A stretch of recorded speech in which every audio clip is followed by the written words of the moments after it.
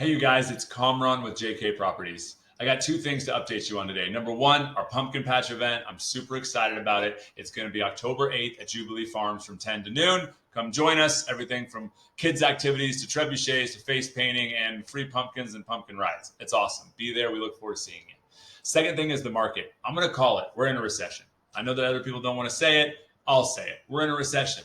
Property prices have dropped 20% in the last 5 months alone. Technically, it's getting worse. Banks borrow money to loan to buyers.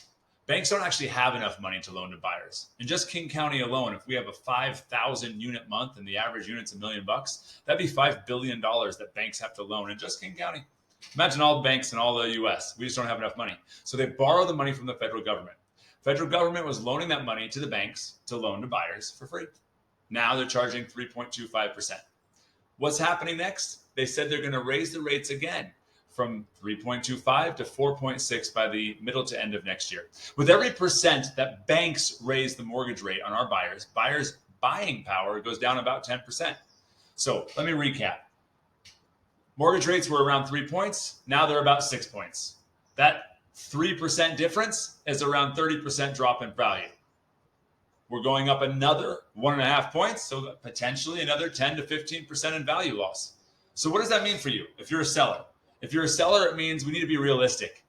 Properties are going to go down another 10 to 15% by end of next year, middle to end of next year. So to get that money back takes time. How much time? The average is 5% per year. So if we go down another 10 to 15, it's going to take you another 2 to 3 years after we're at the bottom. So next year's the bottom conservatively, meaning we come back and do well. That's awesome. You're going to be another 2 to 3 years after that before you're at today's values.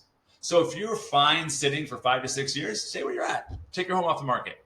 But if you're like, no, I do not want to be sitting in this home for 5 to 6 more years, then we need to sell your home now. And it's not going to sell for what it did. It's going to sell for today's value, which is less than yesterday's value and more than tomorrow's. Let's sell your home. Let's get you out. When you have cash in hand, then you become a buyer. And when a market goes down and finds the bottom, that's where you buy. We buy low, we sell high. So let's recap. Interest rates to borrow from the bank were 0. Now they're 3.25, and they're going to 4.6. Mortgage rates to you guys were in the 3s. Now they're in the 6s and approaching the 7s. We'll likely get into the 8s, maybe even the 9s. What does that mean for buyers? Buyers can buy less. What does that mean for sellers? Sellers' properties values go down. They won't come back up till we find the bottom. The bottom, on a conservative note, could be as early as January of not next year, but the year after. And then it can start going back up, and it'll take 2 to 3 years to get back to where we are today. I want to have Zoom calls with all my clients that have any questions about this. Where are you at? Where's your finances at? Where's your property values at? What are we trying to do?